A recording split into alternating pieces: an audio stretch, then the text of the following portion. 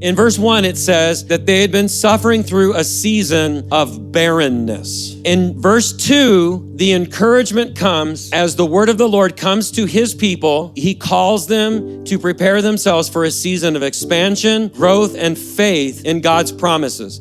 And the imagery of enlarging the tent, here's what it means. It means that we have to make room for what God is about to do. Never in our history as a church family have I felt the kind of spark and wind at our back that we have right now. It is a season of open doors. So that means we've got to make room. Come on, somebody. We have to make room for what God is about to do. So the open door is given to us for what? Expansion. Ironically, the place where we are going is smaller. So we're not talking about a physical building being bigger. What has to get bigger is our heart for people, and that we make room for the harvest. God is the Lord of the harvest. We're the Lord of the seed. And we've been planting a lot of seed, family. It's time, it's harvest time. Man, next Sunday night, we're in the new building, y'all. Wow. But as God has set before us an open door, guess what we got to do? We need to set before him an open door. Morgan prays this prayer a lot when we're praying, getting ready for church. She says, Lord, you are our most invited guest, and we give you the best seat in the house tonight. We're going to expand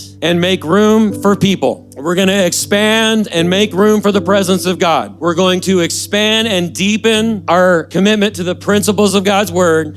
And when we do that, it's going to result in an expansion of prominence in this community. Isaiah declared and prophesied over God's people that they were going to spread to the right, to the left, and that they were going to take possession of new territories. What is this speaking to worship gathering? It's speaking to this church's influence in our community. God is setting before this church an open door to rise to a higher place of leadership and influence in this city. You watch him do it. I have set before you an open door. God has given this church a distinct voice, and God is now giving us a bigger platform, a bigger megaphone, and a higher place of prominence and influence in the city. We've prayed and asked for it. We better be good stewards of it.